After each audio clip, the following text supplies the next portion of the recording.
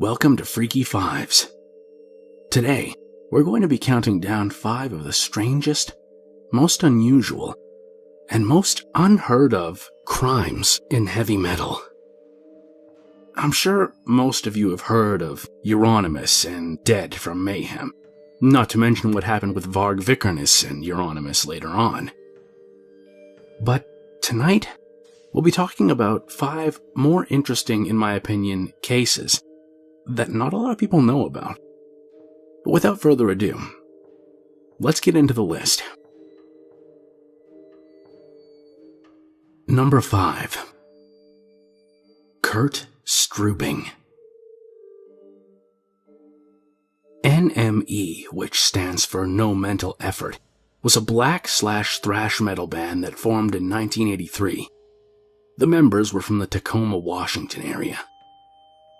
The band originally formed as Night Prowler, with Kurt Strubing on guitar and vocals, Scott Tinsley on bass and vocals, Dean Putz on vocals, Kathy Bupane on drums, and T. Barber on guitar. They released 2 demo albums entitled Eat Death in 1983 and Back for Seconds in 1984. Putz and Barber parted ways with the band, and Brian Lapiton joined the group on vocals. Bupane left the group in 1984. Steve Meyer took over on drums. This new group took on the name NME, and Lapiton left the group as well. The band experienced moderate success, releasing albums entitled Unholy Death in 1986, Machine of War in 1985, which was then re-released in 1995, and Vermination in 2002. Lapiton rejoined the band in 2004. Their music has been covered by other bands such as Toxic Holocaust, Nun Slaughter, and Bunker 66. Members of the bands Pantera and Metallica have been photographed wearing NME shirts. Strubing was born November 26, 1965. He was adopted by a woman named Darlie. By all accounts, she was a loving and supportive mother. The two seemed to get along very well. Strubing didn't get along with his adoptive father, and his parents divorced. In early 1986, friends and family started to notice changes in Strubing. First, he cut his waist-length hair. Then, one night after band practice, while the band was cleaning up their rehearsal space, Strubing drank a bottle of carpet cleaner. He stripped naked and left the rehearsal space, heading home. Strubing later told people that he was trying to clean himself out. He was using drugs more heavily and became delusional and paranoid. He thought people were stealing his things and he was unable to sleep. Strubing assaulted a friend with a baseball bat because he was convinced that the friend was trying to kill him. Eventually, he began to think that everyone around him were robots. He believed himself to be an alien. On April 7, 1986, Strubing stabbed his 53-year-old mother with a pair of scissors and hit her in the head with a hatchet. He called 911 and waited for the police on his front porch, naked. In the police car, he was rambling and speaking nonsense. He was sent to a psychiatric hospital where he told doctors that he had cut his mother open in an effort to prove that she was a robot. He attempted suicide by jumping off his bed and smashing his head onto the concrete floor while at the hospital. Everyone that took part in Strubing's trial could tell that he was mentally ill. He pled guilty to second-degree murder. He was sentenced to 12 years in the penitentiary mental health unit. Strubing was released in 1994, having served 8 years. NME broke up due to Strubing's arrest, but reformed when he was released. Strubing got married and had a son in 2000. He began working at a printing company. His life seemed to have gotten back on track. He seemed stable and was working to help local metal bands. NME hired a manager. She and Strubing started a side company called Siren Spawn that helped young metal bands break into the music scene. He used his printing job to create promotional materials for bands and for the charity work and benefit shows that he was doing in the community. On March 9, 2005, 39-year-old Strubing was in his car on the Spokane Street Bridge in Seattle, Washington. That bridge is a swing bridge that, at the time, was open to allow the passage of a tugboat through the waterway. At approximately 1 p.m., Strubing passed several cars sitting on the bridge waiting for it to close. He crashed through the wooden arm that stopped traffic and through a metal gate, and his car plummeted through the opening in the bridge. It fell 50 feet and crashed into the concrete below. Strubing was killed. His friends told reporters that he had seemed fine in the days leading up to the crash. To this day, it's unknown whether Strubing intentionally drove off the bridge or if it was an accident.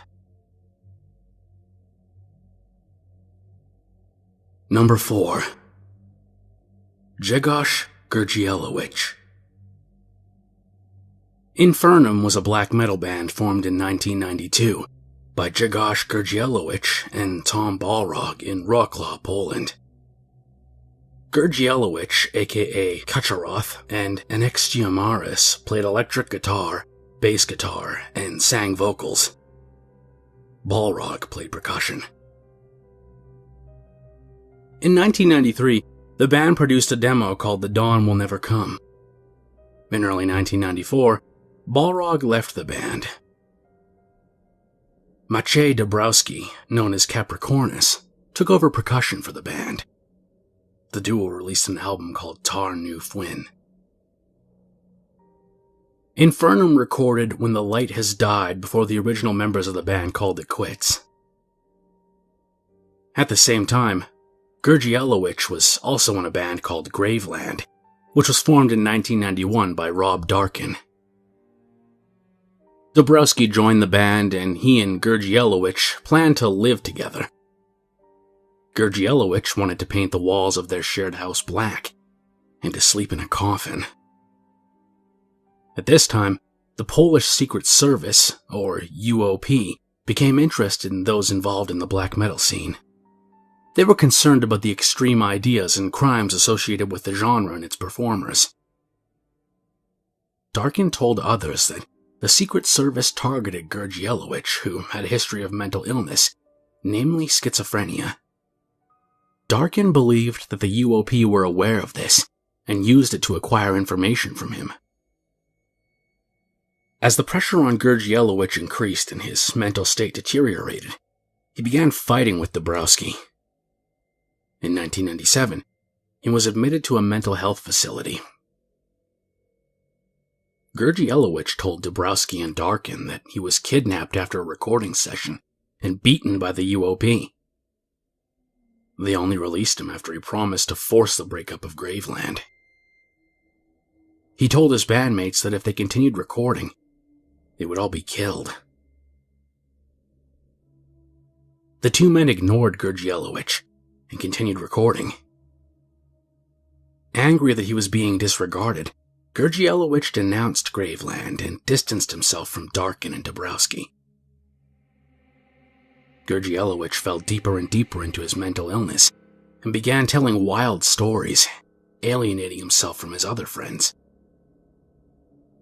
During this time, Darkin said that Gurgielewicz planned a trip to Norway with plans to kill a former friend, Fenris from Darkthrone, who had borrowed a CD from him and did not return it.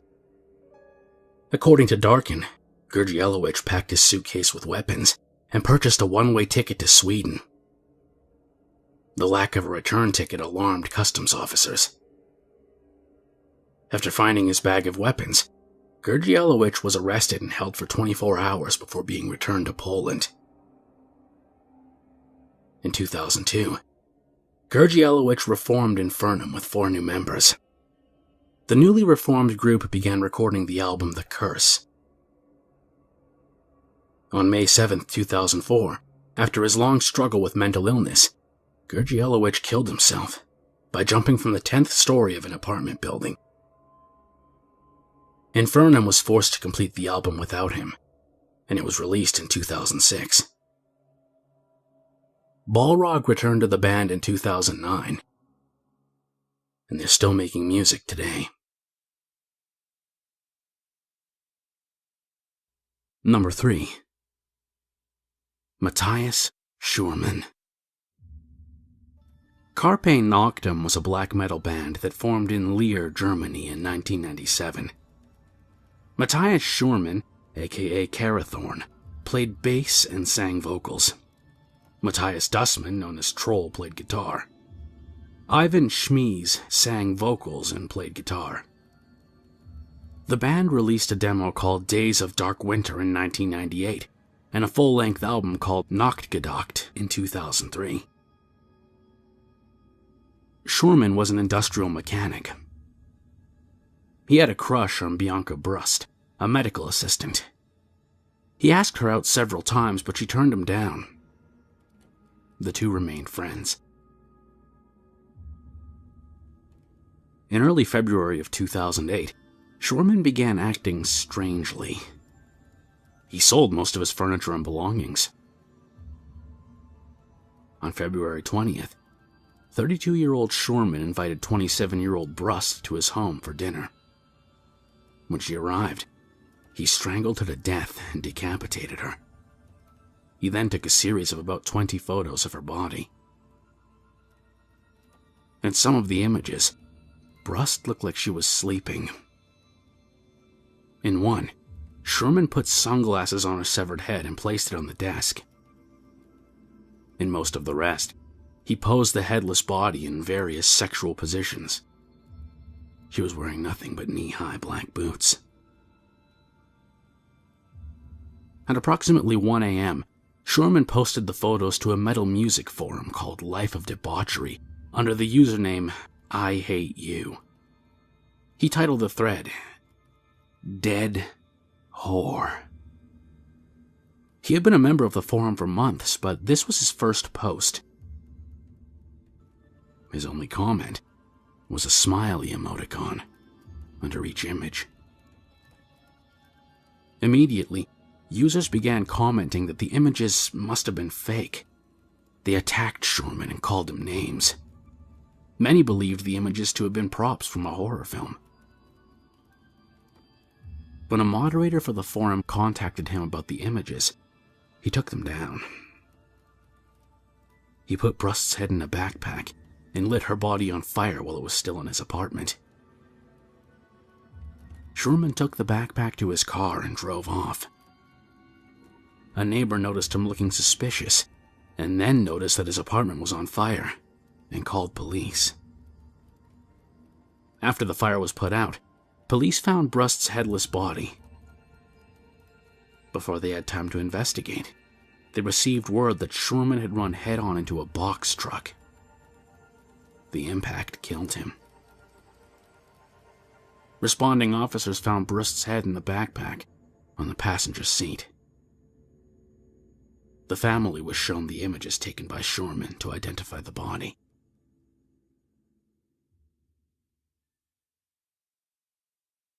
Number 2. Samong Trisatha.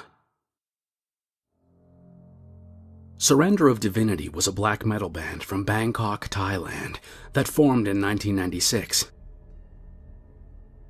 Samong Trisatha, aka Aveji, was the vocalist and bass guitar player. Sun Yalux Sengtham played drums, and Wathayakorn Adapayak played guitar. The band released the albums Oriental Hell Rhythmics in 2001 and Manifest Blasphemy, the Abortion of the Immaculate Conception in 2006. The band was decidedly anti-Christian. Trisatha was the founder of a group called the Siamese Satanic Bike Clubhouse, and he also owned Demonized Productions. Sangtham owned a company called Sick Chainsaws Productions. It produces grindcore, thrash metal, and death metal music. Adapayak owns a production company called In Coffin Productions. On January 8, 2014, 26-year-old Parkarn Harnfan Busakorn showed up at the home of 36-year-old Trisatha and his wife, Jaruvan Surapul. Harn van Busakorn was there to pick up some screen-printed t-shirts.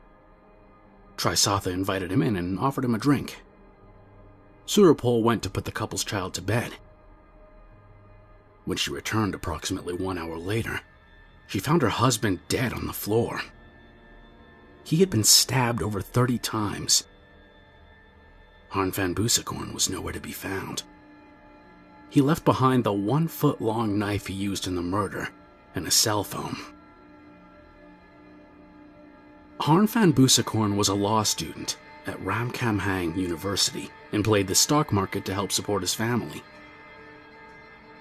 Shortly after the murder, a Facebook user who called himself Maleficent Meditation posted a picture of what appeared to be Trisatha dead in his home. The photo was accompanied by a statement from the killer. The nuances of the message don't easily translate to English, but the poster claimed to have been suicidal for years. Before he killed himself, he wanted to murder men that tarnish Satanism. He went on to say he had more respect for Christians than those who pretend to be Satanist.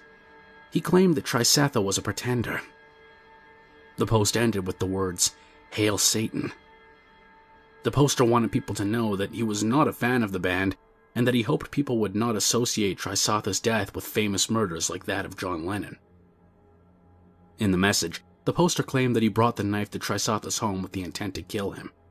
He also claimed that he continued stabbing Trisatha as the victim begged him to stop and tried to get away. After he killed Trisatha, the poster said he returned to his hotel room where he meditated on his crime. He said that he did not regret his actions and had a passion for cold blood. Police believed that both the picture and the confession were authentic. They also believed that the post originated from Harn van Busakorn.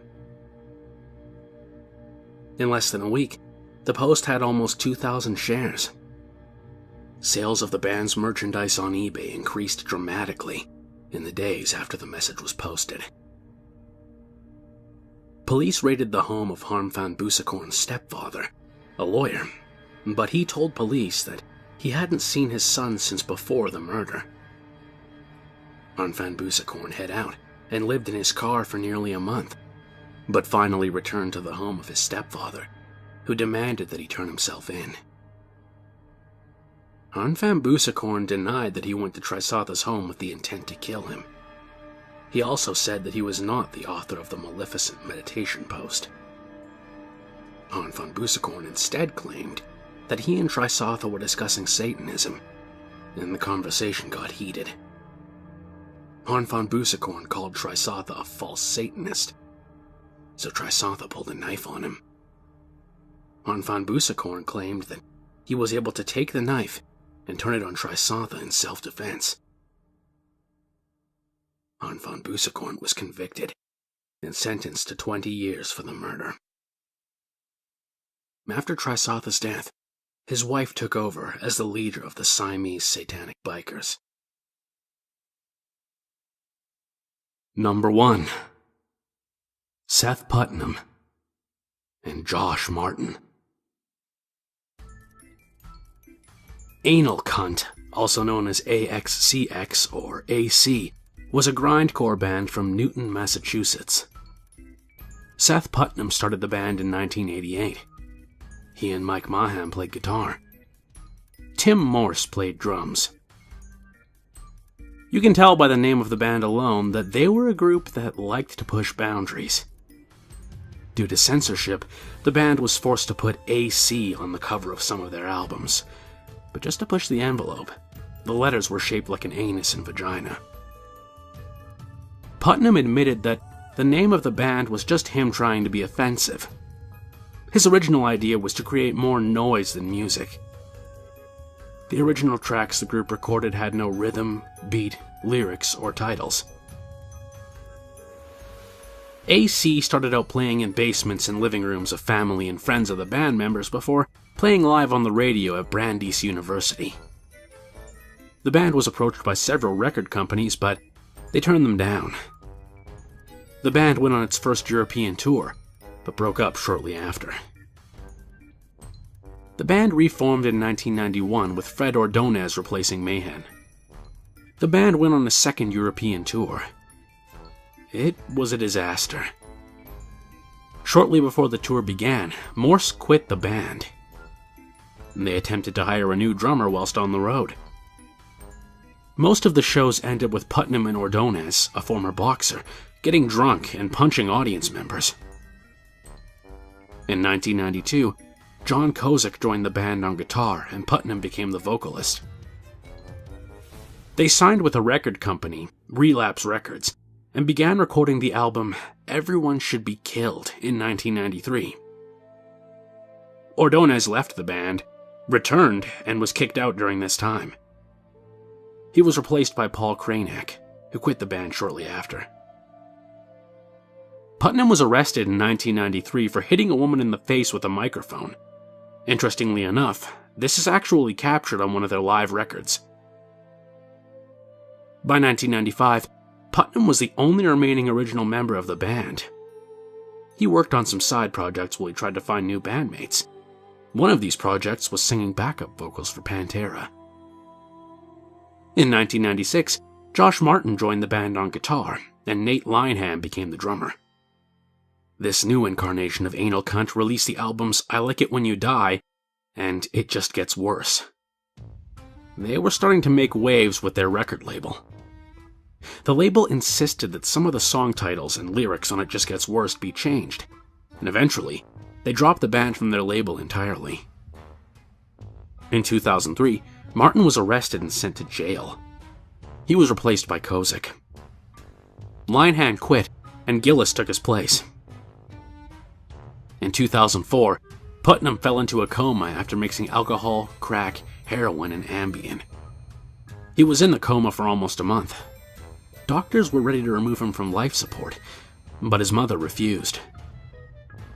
When he woke up, he was paralyzed and suffered severe nerve damage. He underwent months of physical therapy to learn how to walk and eat again. During this time, he was put on antidepressants. In an interview after his coma, Putnam said that he could still outdrink and outdrug the average person, and that he was still doing heroin, cocaine, and drinking. As soon as he was able to, he began playing with the band. His first show after the coma, he sat in a chair for the entire show. This didn't stop the band from performing their song You're in a Coma from the album I Like It When You Die. Putnam continued with the band despite his failing health. During a performance in Norway, he passed out and lay unconscious on stage for the entire show. Kozik and Gillis had had enough. They quit. Martin, no longer in jail, and Linehan rejoined Putnam and released the album Defenders of the Hate in 2007. In 2008, Martin returned to jail, and Linehan quit again. For the 20th anniversary of the band, Putnam, Morse, and Mahan recorded an album and toured. Putnam and Morse stayed on after the reunion tour, and Martin rejoined the band when he was released from jail. The band completed their final tour on April 30th, 2011. On June 11th, 43-year-old Putnam died of a heart attack, and the band was officially over, for good. On May 28, 2018, 45-year-old Martin was goofing around on an escalator at the Providence Place Mall in Rhode Island.